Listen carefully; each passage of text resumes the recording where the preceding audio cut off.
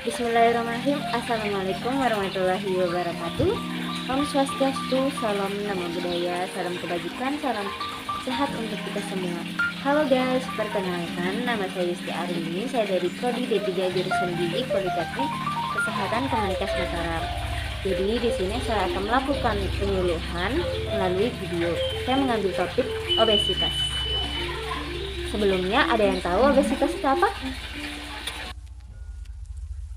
Pada masyarakat umumnya, obesitas biasa disebut dengan kegemukan. Tapi ternyata orang yang gemuk belum tentu obesitas, dan orang yang obesitas sudah pasti gemuk.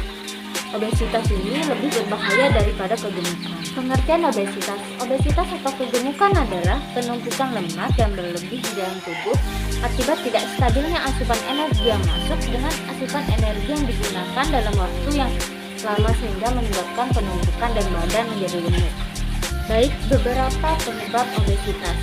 Yang pertama, penyakit obesitas bisa disebabkan oleh riwayat kesehatan tertentu. Misalnya, kalian pernah mengalami penyakit Cushing dan sindrom ovarium polikistik. Kedua penyakit ini bisa menyebabkan seseorang menjadi obesitas.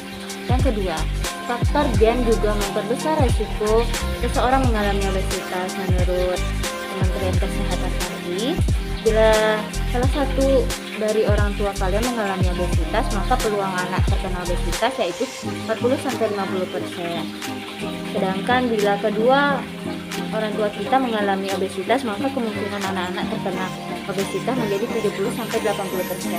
Yang ketiga, gangguan hormon. Hormon sangat berpengaruh besar terhadap kenaikan berat badan seseorang, lantaran ketika hormon di tubuh tidak seimbang dapat menyebabkan penumpukan lemak, nafsu makan naik, dan membuat kamu lebih sering makan. Yang keempat, kurang tidur memicu seseorang mengalami obesitas, di mana orang-orang yang memiliki jam tidur lebih sedikit lebih gemuk dibandingkan orang yang tidur malam sedikit. Orang yang mengalami kurang tidur, tubuhnya membakar 5% kalori lebih sedikit dibandingkan mereka yang tidurnya cukup, dan energi yang dikeluarkan setelah makan juga 20% lebih sedikit. Yang kelima, pola makan tidak sehat. Salah satunya dengan mengkonsumsi makanan yang banyak mengandung kalori seperti kentang, makanan dan minuman yang memakai pemanis, minuman bersoda, coklat, dan daging merah yang terlalu banyak, serta makanan yang cepat saji sangat cepat untuk membuat seseorang menjadi obesitas. Yang keenam, faktor aktivitas. Aktivitas yang kurang dapat menyebabkan tubuh kita menjadi obesitas. Tentunya jika kita kurang olahraga atau tidak melakukan aktivitas yang seharusnya kita lakukan. Berikut beberapa bahayanya obesitas yang berkaitan dengan penyakit. Yang pertama, obesitas beresiko 2 kali lipat mengakibatkan terjadinya serangan jantung koroner, stroke, diabetes mellitus, dan hipertensi. Yang kedua, beresiko tinggi untuk mengakibatkan penyakit kanker. Laki-laki beresiko tinggi menderita kanker usus besar dan kelenjar prostat, sedangkan wanita beresiko tinggi untuk menderita kanker payudara dan leher rahim.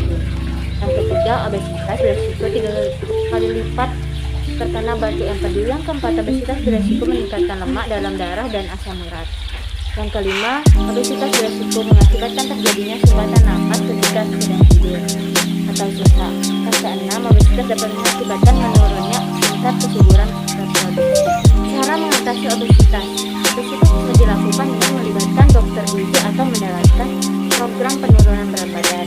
Yang pertama, perubahan pola makan atau menerapkan diet sehat, makanan yang sesuai dengan kebutuhan yang sehat dan gizi.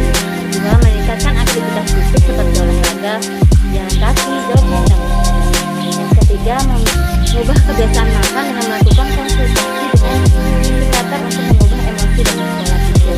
Pencegahan obesitas. Berikut beberapa cara untuk mencegah obesitas. Yang pertama, makan sebelum kamu kenyang. Hindari mengkonsumsi makanan ringan dan